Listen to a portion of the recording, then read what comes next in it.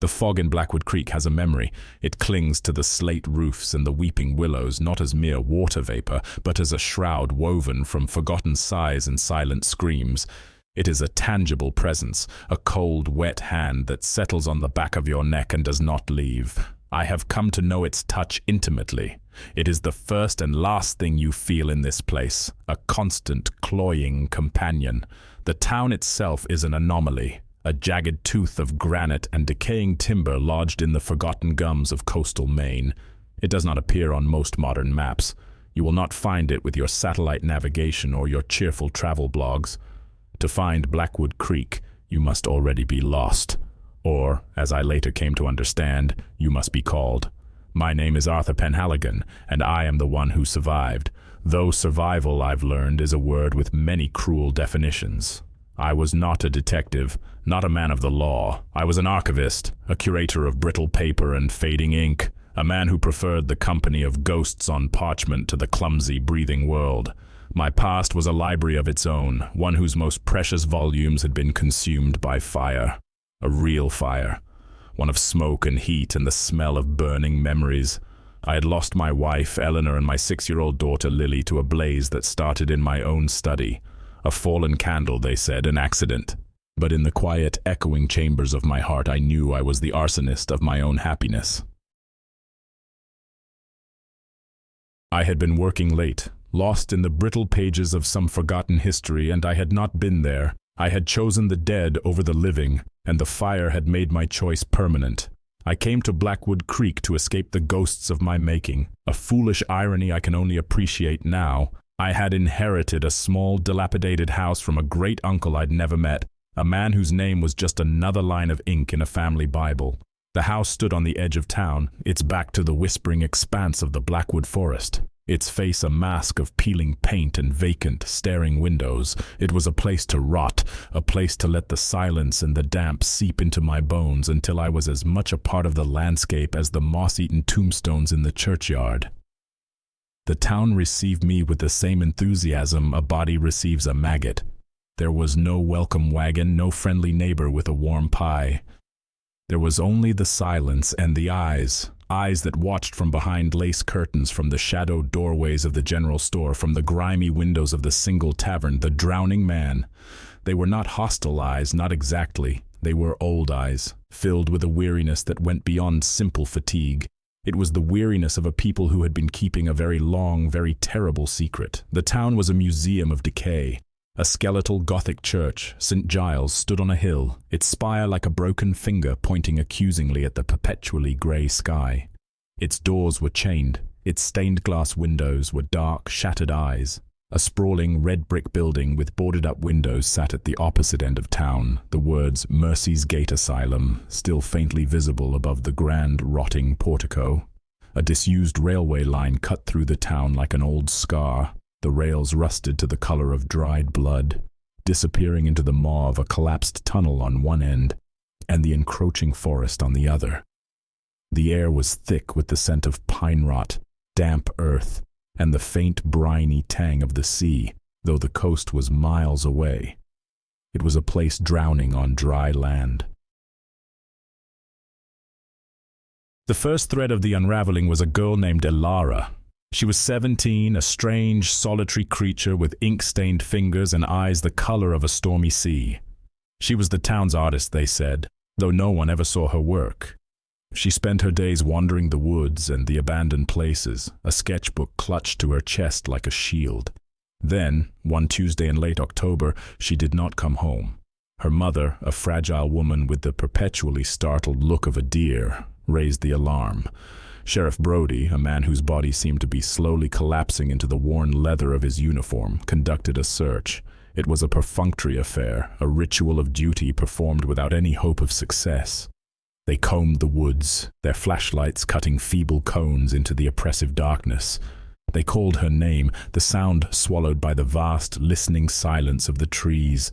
They found nothing, not a footprint, not a scrap of cloth, not a single dropped pencil. It was as if the fog itself had condensed around her and spirited her away.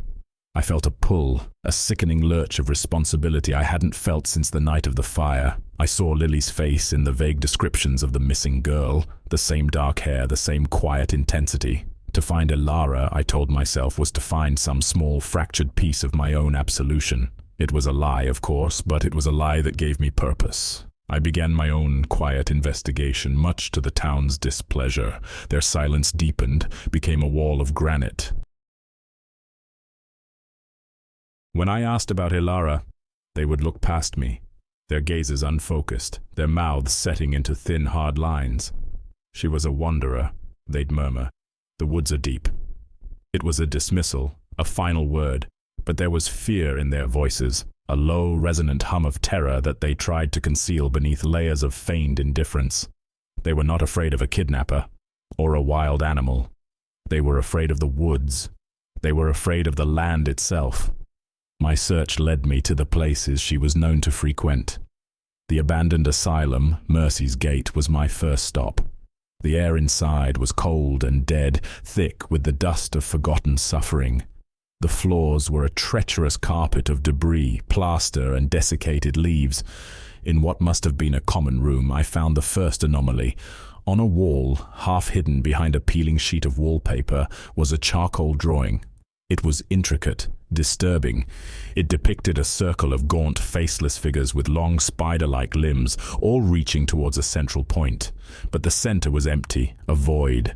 The style was raw, frantic. It was signed with a small, stylized E, Elara's work. It felt less like a drawing and more like a warning. Next, I braved the path to the old saint. I saw the faceless figures from Elara's drawing, their long limbs swaying in time with the horrible tune. And in the center of their circle, where the void had been, I saw my daughter Lily.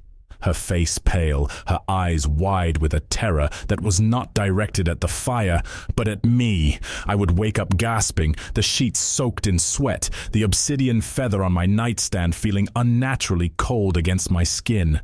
The house around me would groan and settle, and I would have the distinct, unshakable feeling that I was not alone.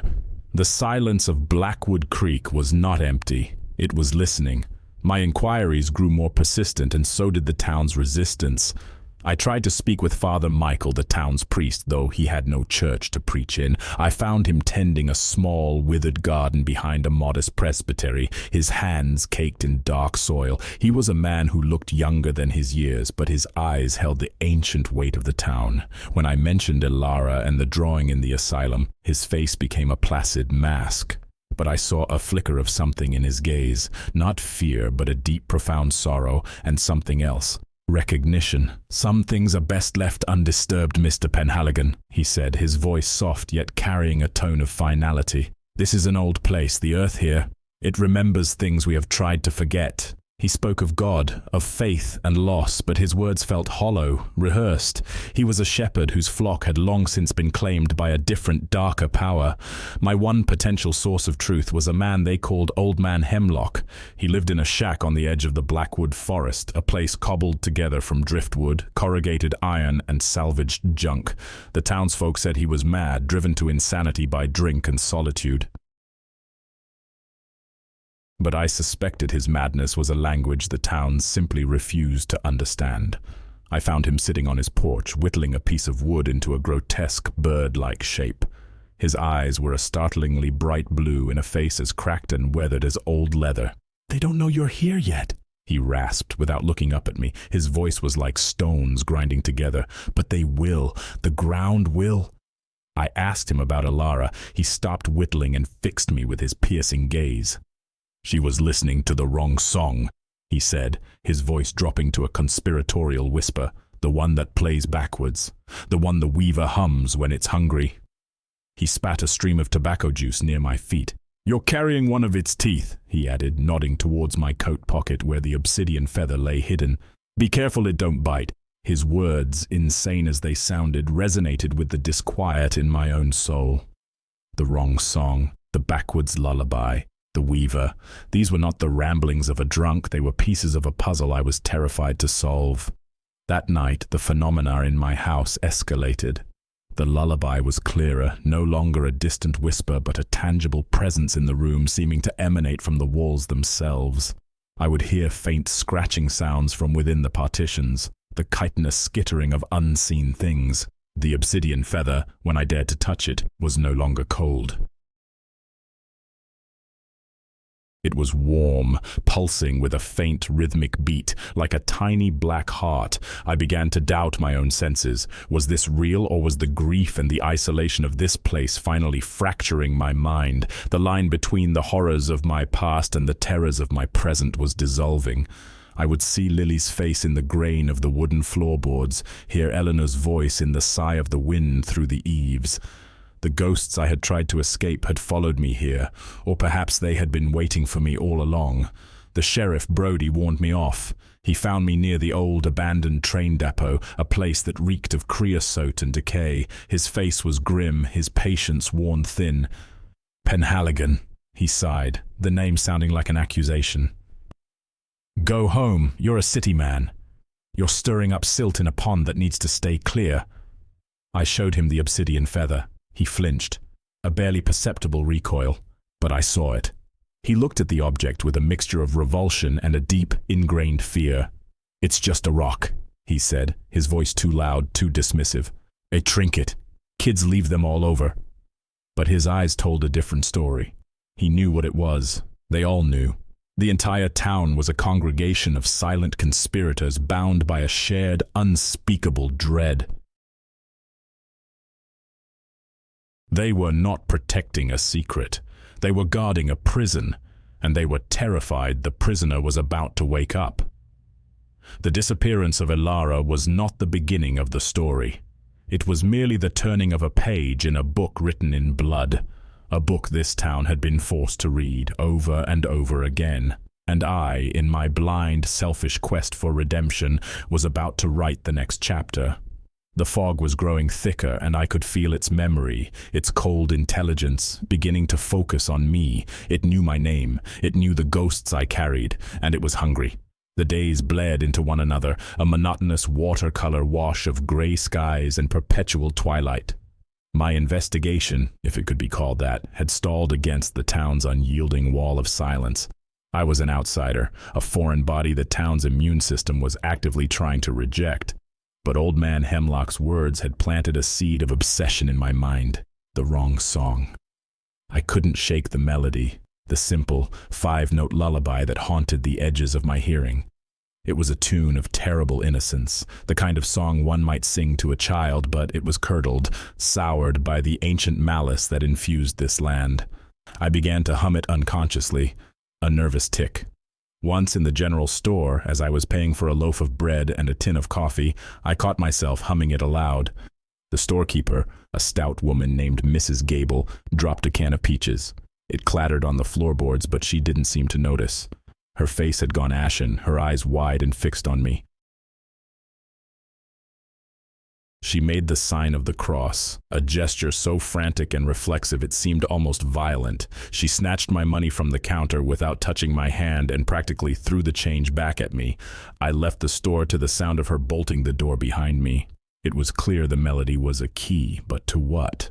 My archivist's instincts, long dormant, began to stir. If the town was hiding something, it would be recorded somewhere. History, even the most terrible parts of it, always leaves a paper trail. My attention turned back to St. Giles's Church. The forced link in the chain told me someone had been there recently. Elara, perhaps, or someone else. I needed to go back, not as a trespasser, but as a researcher. I needed to search its bones for a marrow of truth.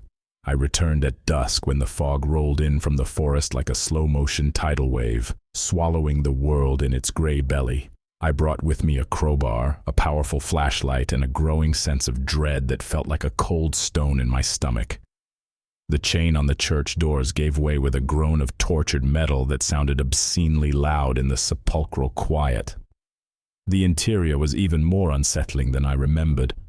The flashlight beam cut through the darkness, illuminating swirling motes of dust, a galaxy of decay. I moved past the dead pews and the mold-caked altar, my footsteps echoing like gunshots. My goal was the vestry, the small room where a church keeps its records, its births, deaths, and marriages, the mundane chronicle of a town's life. The door was of heavy oak, swollen with damp, but unlocked. Inside, the smell of mildew was overwhelming. Shelves lined the walls, but they were mostly empty. A few hymnals lay scattered on the floor, their pages fused into solid blocks by moisture. A large, leather-bound parish register sat on a stone lectern in the center of the room. This was it, the town's memory.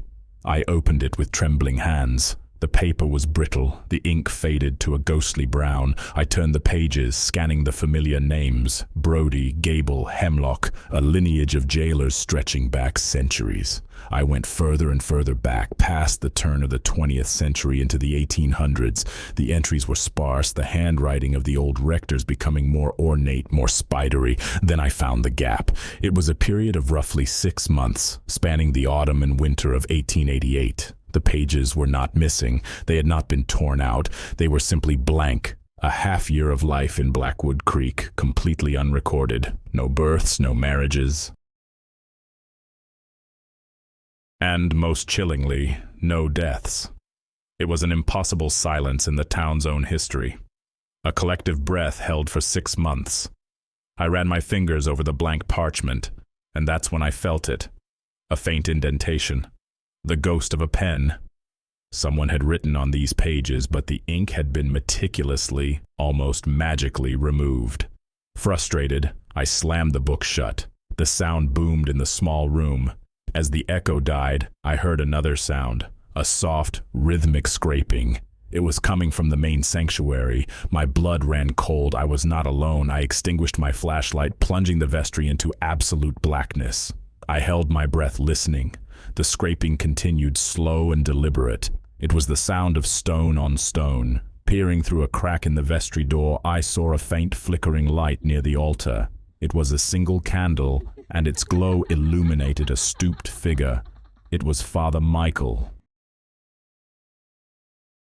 He was on his knees before the altar, but he was not praying. He had pried up one of the large flagstones of the floor and was digging in the dark earth beneath with a small trowel. He worked with a quiet, desperate intensity, his face a mask of concentration and sorrow. He was exhuming something, or burying it.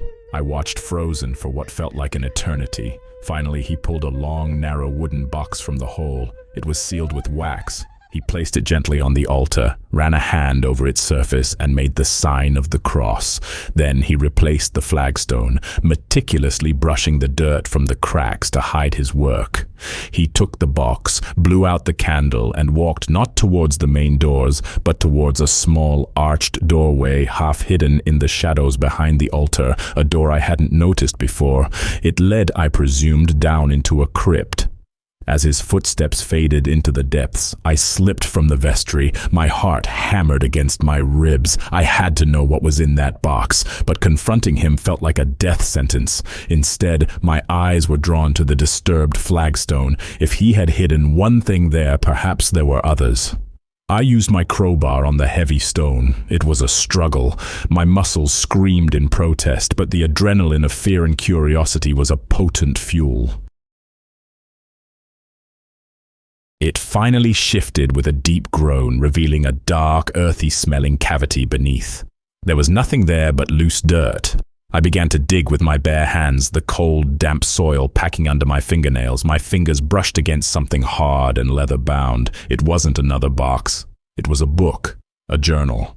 Smaller than the parish register, its leather cover was black and unadorned, swollen and warped by the damp. I pulled it free. There was no name on the cover, no title.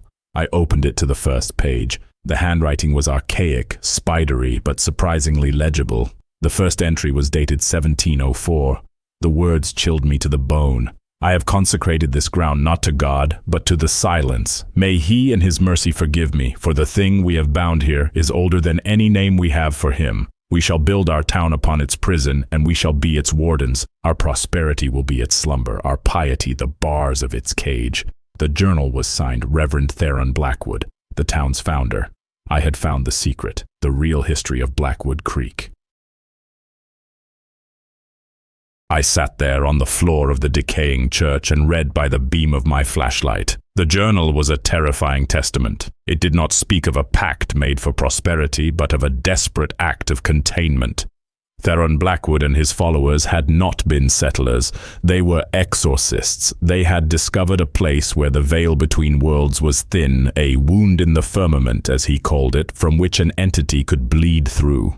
He never named it directly, referring to it only as the Weaver, the Silent One, or the God of the Labyrinth. It did not consume flesh, but minds, memories, possibilities. It fed on the narrative of a life, leaving behind an empty, breathing shell. They could not destroy it, so they built a prison for it. The town itself, its layout, the placement of the church, the well, the original boundary stones, formed a massive, complex, arcane symbol, a ward of containment. The lives of the townspeople, their faith, their collective will was the energy that powered it.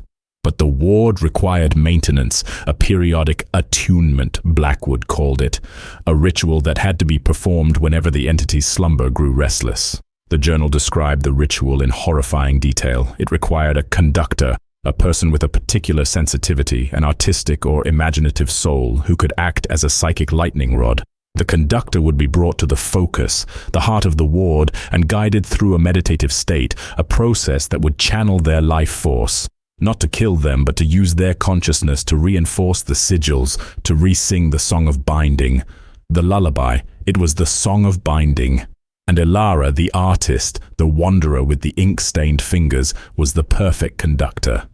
The last few pages of the journal were filled with frantic, barely legible script. Blackwood wrote of a failed ritual, a conductor who was too weak, or a priest who performed the rite incorrectly. He wrote of the Silent Winter, 1888, the year of the blank pages in the parish register. The entity had stirred. It had not broken free, but it had grazed the town. People hadn't vanished. Their minds had. They became the hollow, empty vessels wandering the streets, their memories, their very selves consumed. Blackwood described trying to reverse the damage, of trying to find a new way, a deeper sacrifice. But the journal ended abruptly, the last page smeared with what looked like dried blood. A floorboard creaked behind me. I spun around, my flashlight beam cutting a frantic arc through the darkness. Father Michael stood in the small doorway to the crypt, the narrow wooden box clutched in his hands. His face was a landscape of sorrow. He had not gone into the crypt. He had been waiting.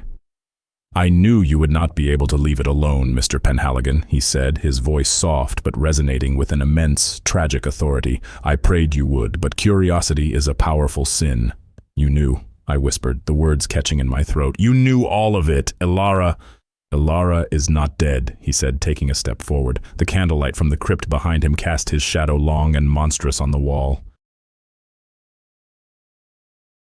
"She is serving. She is the conductor, as others have been before her." He gestured to the journal in my hands. "You have read the words of the founder. You must understand. This is not an act of malice. It is an act of preservation." The ritual was underway. She was in the focus, reinforcing the ward. "It is a great and terrible honor." My mind reeled. "You're sacrificing her." "No!" His voice cracked, a fissure in his calm facade. "We are borrowing her consciousness. When the ward is stable, she can be drawn back. It has been done before, but the ritual was incomplete. The song was sung, but the final binding was not sealed. Something is wrong. The entity is stirring more than it should. She is in great danger, and so are we all." He took another step. "That is why I came for this." He held up the narrow box. "The Founder's last resort, the deeper sacrifice he wrote of. It is a fail-safe, but it is a blasphemy I have prayed I would never have to use." My heart pounded. Old Man Hemlock's words echoed in my head. He's trying to sing the right song, I thought. He wasn't the villain, he was the desperate surgeon, trying to save the patient by any means necessary. This was the first great twist of the knife in my understanding. The man I suspected of being a conspirator in a murder was, in his own mind, the town's sole protector, willing to perform a dark miracle to keep the abyss at bay. "What is in the box?" I asked, my voice trembling. He looked down at the wooden container with a profound agony in his eyes. "Hope," he said, "and damnation." He looked up at me, and for the first time I saw not a priest, not a conspirator, but a man utterly and hopelessly trapped. "The journal tells you how to bind, Mr. Penhaligon. but it does not tell you how to cut.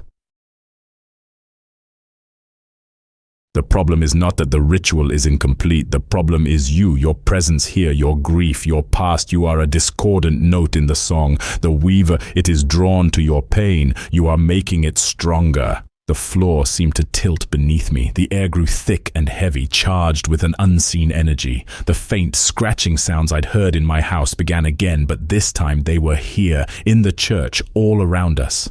The sound of 1,000 tiny claws scrabbling at the edges of reality. The lullaby started, a faint, discordant hum that seemed to come from the very stones of the church. But it was wrong, twisted. The notes were played out of order, some of them backwards, creating a melody of pure madness. The obsidian feather in my pocket grew hot, searingly hot, as if it had been left in a furnace. I pulled it out. It was no longer a smooth, polished black. It glowed with a faint, internal red light, and hairline cracks were spreading across its surface like veins of fire. The air shimmered. In the oscillating flashlight beam, the shadows in the corners of the church seemed to writhe, to coalesce, their edges sharpening from vague darkness into something with form, something with long, spindly limbs and faceless heads. The figures from Ilara's drawing, they were not a memory, they were an audience, and the show was about to begin. The priest was not my enemy. The town was not my enemy. The entity was not even the true enemy. The enemy was the ghost I had brought with me. The enemy was me. Father Michael's face was a mask of grim resolve. "It's too late," he whispered, his eyes not on me, but on the writhing shadows that now clung to the ceiling like immense dark spiders. "Your pain is an open door, and it is coming through." He clutched the narrow wooden box to his chest like a holy relic. "I had hoped to reason with you, to make you understand the necessity of this place. But you are not just a discordant note, you are an amplifier. You are turning our prison into a beacon." The backwards lullaby grew louder, a nauseating cacophony that seemed to vibrate in my teeth. The obsidian feather in my hand was now painfully hot, and the red light within pulsed in time with the mad tune. The shadows detached from the corners, unfolding themselves. They were not solid, but woven from strands of darkness, their forms constantly shifting, their limbs elongating and contracting like breathing things. My sanity, already frayed, began to snap. The line between what was real and what was a product of my grief-stricken mind had been erased. I saw Lily's face in the shifting darkness, her eyes wide with accusation. I saw the flames of my study licking at the edges of the pews. The church was no longer a church. It was my burning home, and I was trapped inside once again. "What do we do?" I yelled over the din, my voice thin and reedy. "We must get to the focus," Father Michael shouted back, his voice cutting through the noise with practiced authority. "It is the heart of the ward, beneath the old asylum. It is the only place we might be able to contain this bleed." He gestured with his head towards the crypt door. "There are tunnels. They connect the key points of the ward, the church, the asylum, the old depot. They were built by the founder for this very purpose. Follow me, and for God's sake, do not look directly at them." He didn't wait for a response. He turned and plunged into the darkness of the crypt, and I, having no other choice, followed. The air instantly grew colder, smelling of damp earth and bones. The tunnel was narrow, the stone walls slick with moisture. Our only light was my flashlight, its beam dancing erratically as I stumbled after the priest. The maddening lullaby was fainter down here, but the scratching sounds were louder, closer. They were in the walls, in the ceiling, all around us. The sound of something immense and multi-limbed, skittering through the earth just inches from our flesh. "The founder called this the labyrinth," Michael said, his voice echoing in the confined space. "A depiction of the weaver's mind. To navigate it is to navigate a path of faith." "Faith in what?" I gasped, my lungs burning. "A God that let this happen?" "Faith in the integrity of the prison," he replied, not slowing down. "Faith that the walls will hold. The townspeople. Their silence is not just fear. It is a form of prayer, a constant communal effort to not think about the prisoner, to not give it the focus it craves." They know that to speak of the devil is to invite him in, your questions, your investigation. You were knocking on the cell door, Mr. Penhaligon. We ran through the suffocating darkness, the tunnel twisting and turning.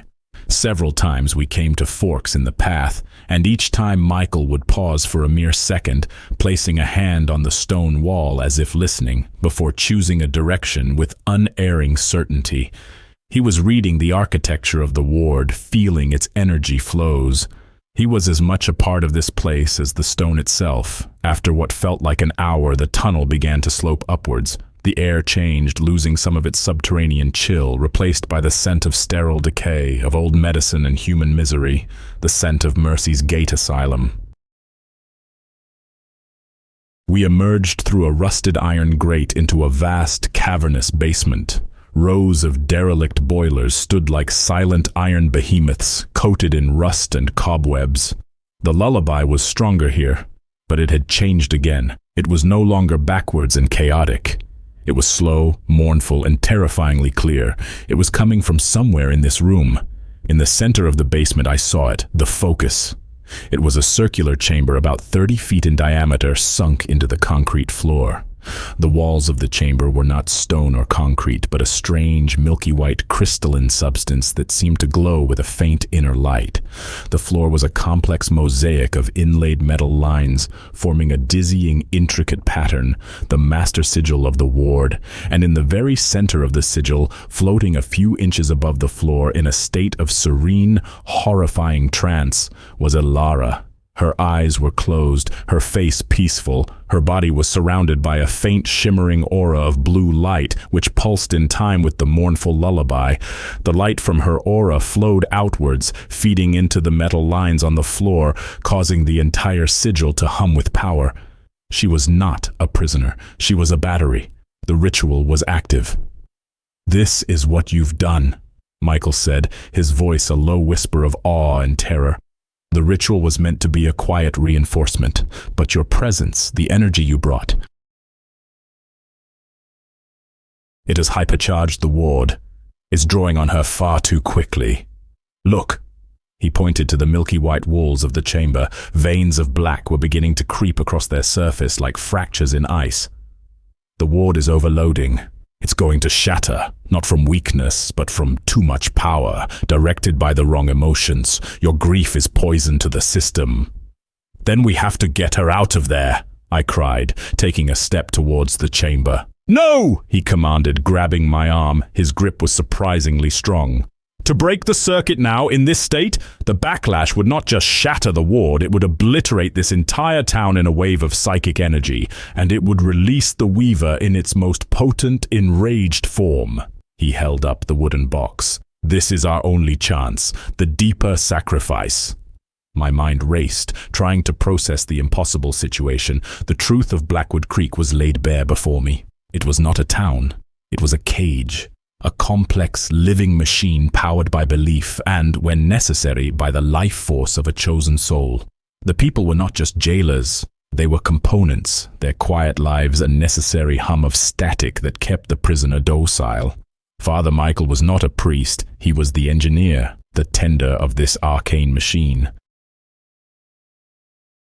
And Elara was the fuel, and I was the saboteur, a spanner thrown into the works, my personal tragedy causing a catastrophic overload. This was the second twist, the one that turned my stomach to ice. My quest for redemption was the very thing causing the damnation. By trying to save the one girl who reminded me of my daughter, I was about to destroy everyone and everything else, and potentially unleash an unknowable horror upon the world. The moral calculus was staggering, impossible. Save one soul, a soul I felt personally responsible for, and condemn the world. Or sacrifice her, let her be consumed by this terrible machine, to preserve the cage and protect the uncounted millions who lived outside its walls, blissfully unaware. It was the trolley problem from hell. "What's in the box?" I asked again, my voice hoarse. My eyes were fixed on Elara's peaceful, floating form. She looked so much like Lily in that moment. Father Michael's hands trembled as he worked the wax seal on the box. The founder, in his final days, realized the ward was flawed. It relied on a conductor, a human element, which is fallible. He theorized a way to create a permanent self-sustaining anchor for the ward, something that wouldn't need to be recharged, a power source born of the ultimate human experience. He finally pried the lid open. Inside, nestled on a bed of faded velvet, lay an object of terrifying simplicity. It was a large hand-forged iron nail, rusted and ancient, and a heavy iron hammer. "Not life force," Michael whispered, his eyes gleaming with a fanatical light. "But death force, the energy released in a moment of true, unjust, and willing sacrifice. Not a lamb, Mr. Penhaligon. A shepherd." I stared at him, uncomprehending. "What are you talking about?" "The journal you found was incomplete," he said, his voice gaining strength, taking on the sonorous quality of a sermon.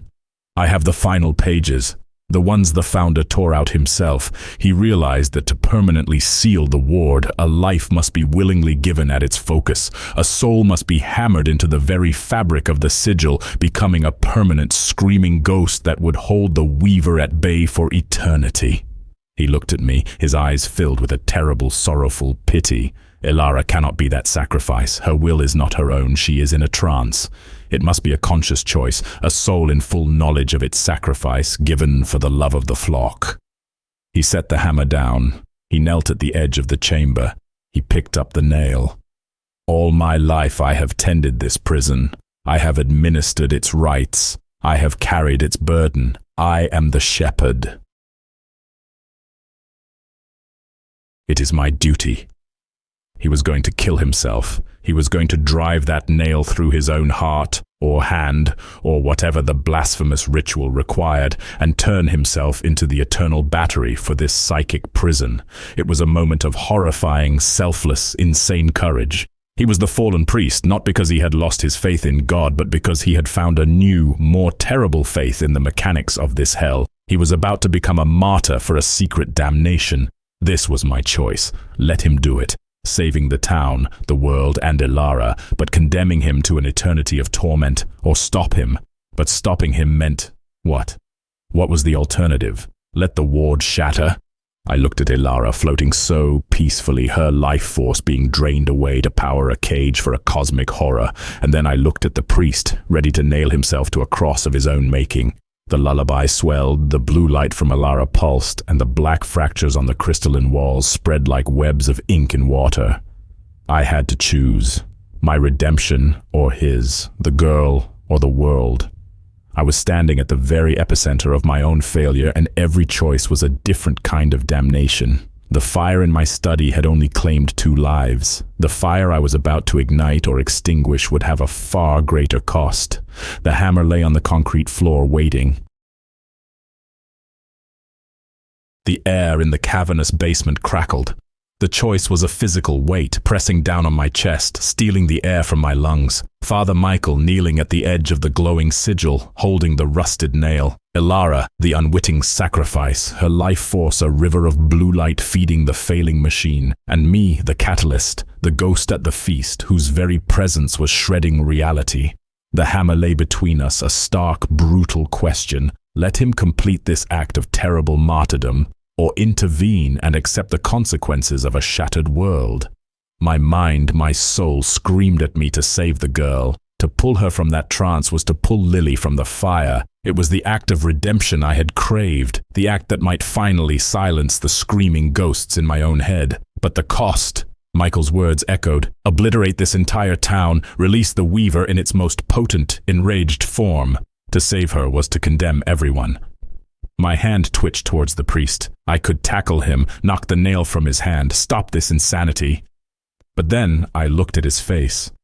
The profound, tragic certainty in his eyes. He was not a madman. He was a man who had stared into the abyss for so long that he had come to understand its geometry. He had made his choice. Who was I to take that from him? Who was I, the man who ran from his own choices, to deny this man his? With a sob that tore from my throat, a sound of utter defeat, I turned away from the priest. I could not watch. I could not be a party to it. But in turning away, I made my choice.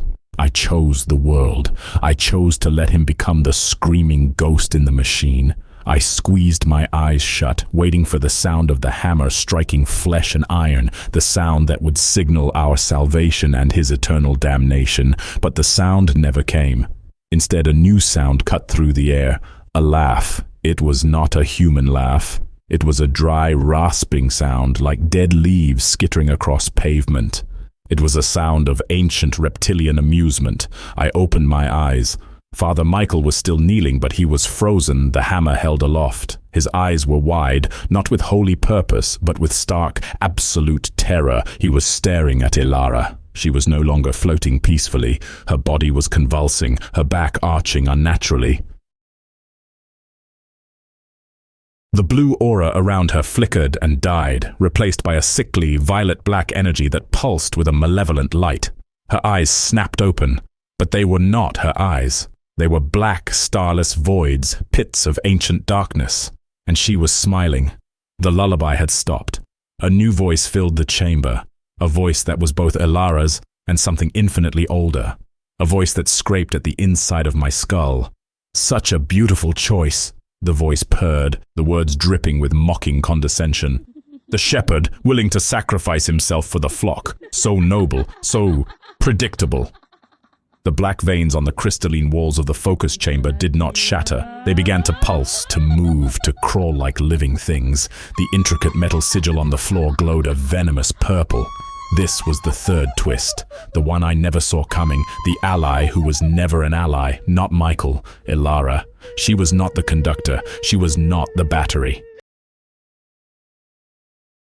She was the key. She was the lockpick. The Weaver had not been waiting for the ward to fail. It had been waiting for the right tool, an artist, a dreamer, a girl who could reimagine the very architecture of the prison from the inside out. Her drawings, her wanderings. She hadn't been mapping the ward, she had been rewriting it. "You thought this was a prison?" The voice from Ilara's mouth mocked, its tone dancing with glee. "A cage? How little you understand. A cage implies a captive. I am not a captive, I am a seed, and this little garden you have tended for so long is my nursery." The obsidian feather, which I still clutched in my hand, shattered. It didn't explode. It simply crumbled into fine black dust, the last vestiges of the old ward's power giving way. The chamber walls dissolved, not into rubble, but into a shimmering, heat-hazed distortion of reality. The basement, the asylum, the town itself seemed to ripple, to lose its solidity. The world was becoming a canvas, and the Weaver was ready to paint. And then, time broke. It was not a gradual thing, it was a violent, instantaneous fracture. One moment I was in the basement of the asylum. The next I was standing on the main street of Blackwood Creek. But it was not my Blackwood Creek. The buildings were newer, the paint less peeled. The air was thick, not with fog, but with the smoke of wood fires and the stench of panic. People were running, screaming. Gaunt, hollow-eyed figures, the hollow that Blackwood had written of, shambled through the streets, their faces blank, their mouths open in silent screams. It was the silent winter. It was 1888. My modern clothes felt alien, wrong. My flashlight was gone, replaced by the flickering, chaotic light of burning torches. And standing in the middle of the street, his face a mask of horror and disbelief, was Reverend Theron Blackwood himself, the journal clutched in his hand. He looked at me, and his eyes widened in recognition and terror. "You," he breathed, "the outlier, the one from the broken time. You are not supposed to be here." My mind fractured. I was not a visitor to this memory. I was a part of it, an anomaly, a paradox. The discordant note, Father Michael had called me. I was a temporal contamination, and then I saw him. A man in the simple, rough-spun clothes of the 19th century, his face smeared with soot and blood. He looked familiar. He was holding the same heavy iron hammer from the priest's box. He was shouting orders, trying to rally the terrified townsfolk, trying to herd them into the church. He looked at me, across the chaos and the years, and I felt a jolt of impossible recognition. I was looking at myself, or rather, a man who wore my face, my eyes, my soul. The final terrible truth fell into place, not as a thought, but as a revelation that detonated in the core of my being. The story was not about me. Arthur Penhaligon, the grieving archivist from the 21st century. That man was a fiction, a role, an echo. I was him, the man from 1888. I was the original gatekeeper, the fire that had claimed my wife and daughter. It hadn't been in some modern city. It had been here, in this town, during this chaos. The Weaver, in its first terrible stirring, had not just consumed minds, it had consumed my family. And in my grief, in my rage, I had made a new pact, a desperate, impossible bargain. I remembered it all in a sickening, crushing flood. Theron Blackwood's ward had failed. His rights were useless. In my despair, I had taken his research, his arcane mechanics, and I had done something he never dared. I could not build a prison of stone and faith. So I built one of memory and pain. I took the entity, the Weaver, and I bound it to my own grief. I pulled it into myself, into my own personal repeating hell. I did not fuel the ward, I became the ward. Blackwood Creek, the town I had arrived in, was not a real place. It was a construct, a psychic scar tissue built from my own memories, looped for over a century, a self-contained temporal paradox designed to hold the entity and my grief in a single, endlessly repeating moment of torment. Father Michael, Sheriff Brody, Old Man Hemlock, they were not people. They were psychic echoes, characters I had created from the archetypes of my own broken mind, forced to play their parts in my tragedy over and over again. The priest was my lost faith. The sheriff was my guilt. The madman was my buried truth. And Elara. Elara was the ghost of my daughter Lily, a memory so potent that the Weaver, trapped inside my mind with me, had learned to use her as a tool, a way to convince me, the jailer, to finally open the door to my own cell. My choice in the basement had not been about saving the world. The world was never in danger. The choice was about whether I would continue my vigil or finally surrender to my grief. By turning away from the priest's sacrifice, by refusing to engage, I had for the first time in a century chosen to let go. And in letting go, I had broken the loop. I had abdicated my role as warden. The prison of my own making was dissolving. The scene of 1888 flickered and faded. The screaming townsfolk, the hollow men, Reverend Blackwood, they all dissolved like smoke. I was left standing in a void of gray, silent fog. The laughing voice of the Weaver echoed all around me, no longer coming from a human mouth, but from the very fabric of the nothingness that now surrounded me. The cage is broken, it hummed, a sound of pure, triumphant hunger, and the bird is free. Thank you, jailer. Your grief was a delicious cradle, but it is time for me to feed on a wider world.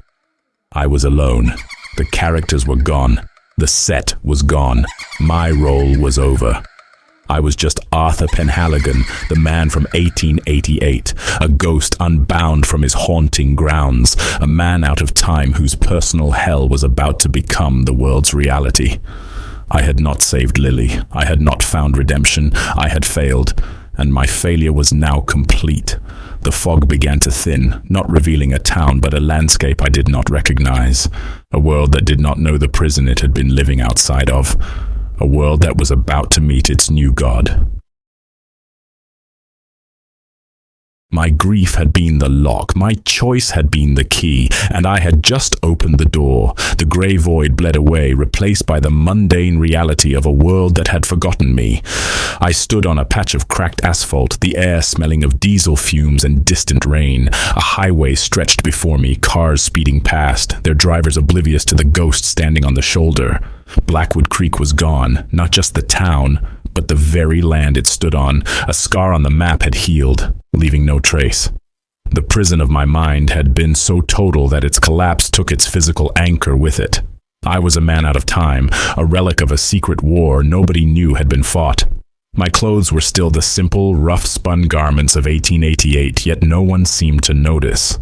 It was as if I was shielded by the world's disbelief. The Weaver was free. I could feel it, not as a presence, but as a subtle wrongness in the fabric of things, a slight shimmer in the air, a passing shadow with too many limbs glimpsed in the corner of my eye, a discordant note in the hum of a truck's engine that sounded for a fleeting moment like the opening bars of that terrible world-breaking lullaby. It was not a monster storming the gates of civilization. It was a virus, a mimetic plague spreading silently through the consciousness of the world, seeking out new griefs, new pains to nurture itself, to grow within.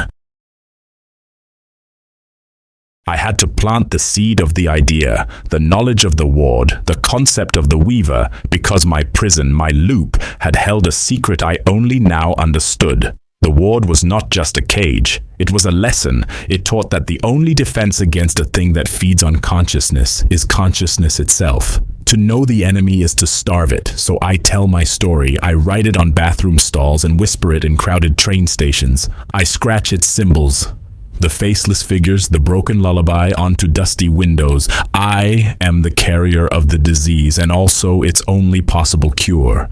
I have become a living memory, a walking, breathing piece of forgotten lore. Sometimes, in the depths of the night when the world is quiet, I can hear it, the lullaby. It's no longer the song of binding, it is the song of unraveling, it is the sound of the weaver's work, and now I have told it to you, through this strange medium, this ghost in the machine that connects us. I have planted the memory in your mind. I do not do this out of malice. I do this out of a desperate, dying hope. The fog in Blackwood Creek has a memory, and now, so do you. If you find yourself humming a simple 5-note tune you don't recognize, if you see a flicker of movement in your peripheral vision that has too many legs, if the shadows in your room seem to gather and watch you with an intelligence that is not your own, do not be afraid. Fear is its wine. Do not grieve. Grief is its bread. Simply remember. Remember the town that was a prison. Remember the priest who would be a martyr. Remember the girl who was the key. Remember the man who built a hell from his own heart to protect a world that never knew he existed. I have told this story to pass the ward on. The prison is gone, but the knowledge of its bars can become a new kind of cage. A cage in your mind, a cage of awareness. Now it is yours to keep. The silence is listening. And for God's sake, whatever you do, don't close your eyes.